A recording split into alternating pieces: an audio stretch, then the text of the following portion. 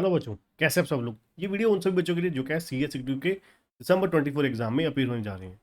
अगर आप अपनी सी एस एग्रीव की दिसंबर 24 अटैम्प्ट बचाना चाहते हैं, मतलब पास होना चाहते हैं, तो ये वीडियो कंप्लीट एंड तक देखिएगा और बढ़िया तरीके से और सुनिएगा और इम्प्लीमेंट भी करिएगा। मेरा नाम है बच्चों सी एस संदीप अरोड़ा और हम बात करने वाले हैं बहुत ही इंपॉर्टेंट टॉपिक के ऊपर। जो बच्चे चैनल पे नहीं है, चैनल को सब्सक्राइब जरूर कीजिएगा और बेल आइकन दबाना मत भूलिएगा। और क्लासेस बाय करना चाहते हैं तो विजिट कीजिए kcctutorial.com पे। बहुत ही डिस्काउंटेड ऑफर्स हैं, बहुत ही नॉमिनल प्राइस कर दिए हैं जो बच्चे अभी भी क्लासेस दिसंबर 21 के लिए लेना चाहते हैं। तो सबसे पहले बात करेंगे कि पहली हमारी सबसे इम्पॉर्टेंट जो गलती जो नहीं हमें करनी है वो है स्टडी विदाउट प्लानिंग। हमें जितना भी आपको स्टडी करना है, आप तो देखिए हमारे पास टाइम बहुत कम है ना। हमारे पास तकरीबन 2 महीने हैं, हमारे पास 2.25 महीने हैं। तो 2.25 महीने टू मंथ्स देख लिए, अगर हम बात करें छुट्टियों को निकाल दें, ठीक है, दिवाली दशहरे वगैरह की छुट्टियां निकाल दें और फेस्टिवल्स की, ठीक है, 7 डेज निकाल दें, मतलब तब तकरीबन हमारे पास 2 महीने हैं। तो 2 महीने का 60 डेज का एक एक दिन आपको प्रॉपर प्लानिंग के साथ चलना है कि कौन से चैप्टर को कितना टाइम देना है, किस चैप्टर को कितनी तवज्जो के साथ, इम्पोर्टेंस के साथ हमें उसको पढ़ना है।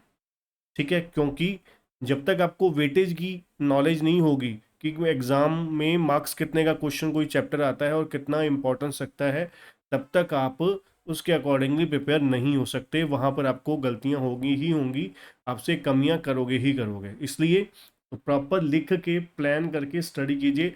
बिना प्लान के चलोगे तो आपका सिलेबस भी सही समय पर नहीं खत्म होगा और होगा नहीं सही तरीके से। सबसे इम्पोर्टेंट बात कि ये आपको ध्यान रखना है कि सिलेबस जो है वो सही समय पर कंप्लीट हो जाना चाहिए। ठीक है, सिलेबस आपका टाइमली कंप्लीट हो जाना चाहिए, क्योंकि जैसे जैसे सिलेबस आपका डिले होता जाएगा वैसे वैसे आपकी धड़कनें जो हैं वो तेज होती जाएंगी। तो फिर बंदा क्या करना शुरू कर देता है, जो चीज़ प्रॉपर तरीके से हमने करनी होती है वो भी सही तरीके से नहीं हो पाती। उससे इम्पोर्टेंट जो बच्चे नॉर्मली करते हैं, कोई रिवीजन की स्ट्रेटजी नहीं होती। रिवीजन उनको यही नहीं पता होता कि रिवीजन जब हमने करना है तो रिवीजन के समय, मान लीजिए अकाउंट्स की प्रैक्टिकल की बात करें, थ्योरेटिकल में तो चलो फिर भी हमें पता होता है कि भाई ये कॉन्सेप्ट जो है वो रिवाइज करने हैं। मान लीजिए कंपनी लॉ का कोई चैप्टर है, ठीक है, JIGL का कोई चैप्टर है, तो आपको किस तरीके से रिवाइज करना है, आपने रिवाइज के प्रोविजन रिवाइज किया, हो गया काम। ठीक है, बट प्रैक्टिकल में चाहे वो इनकम टैक्स है, टैक्स लॉ है, चाहे वो CAFM है, प्रैक्टिकल में प्रॉपर रिवीजन स्ट्रेटजी कि भाई इस चैप्टर में से मेरे को ये क्वेश्चंस करने हैं, तो ये क्वेश्चंस करने के बाद मेरे को कॉन्फिडेंस आ जाएगा, मेरे को हाँ हो जाएगा कि ये मेरा पूरा चैप्टर रिवाइज हो जाएगा। क्योंकि कुछ हर चैप्टर में कुछ सम ऐसे होते हैं, कुछ 2-4 सम ऐसे होते हैं जो पूरे के पूरे चैप्टर को ही कवर कर जाते हैं।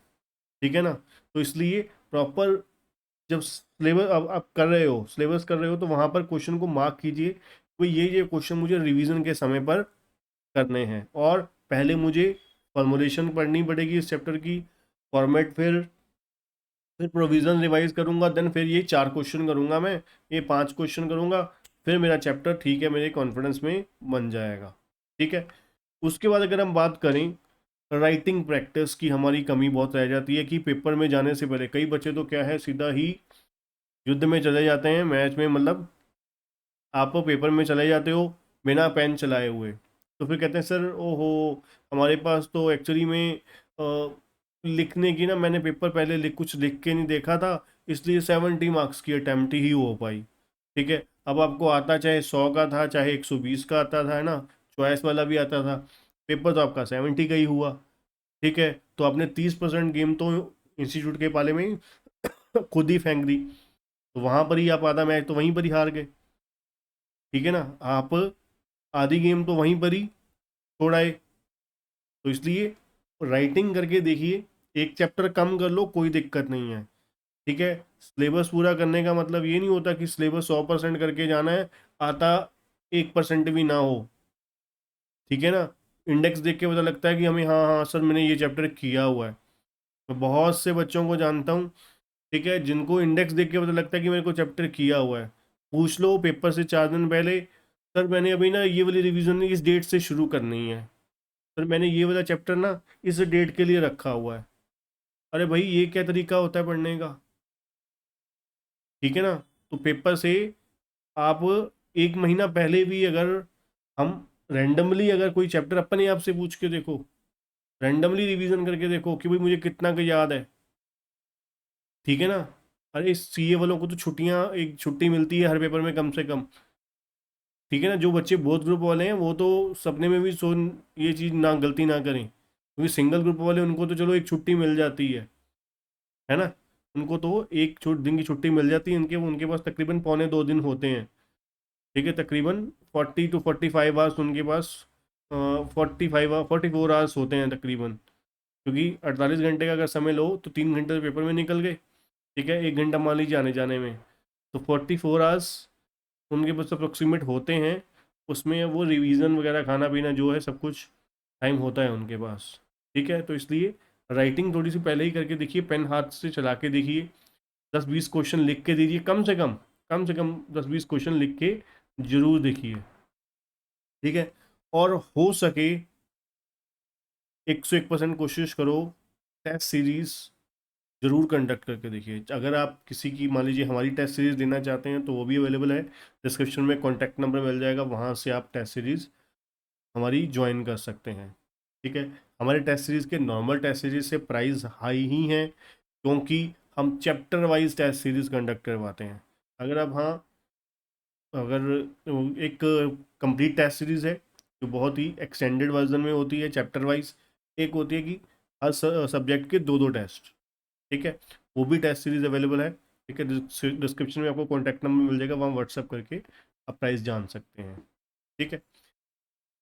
तो टेस्ट सीरीज अगर आप नहीं लेना चाहते किसी से भी, हमारे से ही किसी से भी नहीं लेना चाहते आपके पास, ठीक है, उस बजट नहीं है, उस चीज़ में नहीं है, या मन नहीं है आपका, लेना नहीं चाहते, तो इंस्टीट्यूट के क्वेश्चन उठाइए रैंडमली, उनको खुद लिख के देखिए, उनके सजेस्टेड आंसर के साथ मैच मैच कीजिए, कितनी गलतियां हैं क्या कुछ है, फिर उसके अकॉर्डिंगली आप अपने आप को प्रिपेयर करो, सेल्फ प्रैक्टिस करो, ठीक है। ये बेस्ट तरीका होता है तैयार करने का, ठीक है जी। तो ये गलतियां आपको नहीं दोहरानी है, ये गलतियां बिल्कुल नहीं करनी है, ठीक है। तो इन चीज़ों को अगर आप नोट करके रखेंगे, अच्छे से आप समझ के चलेंगे, तो पेपर आपका अच्छा ही होगा। All the best. अभी तक वीडियो में बने तो वीडियो को लाइक और चैनल को सब्सक्राइब करना, बेल आइकन दबाना मत भूलिए।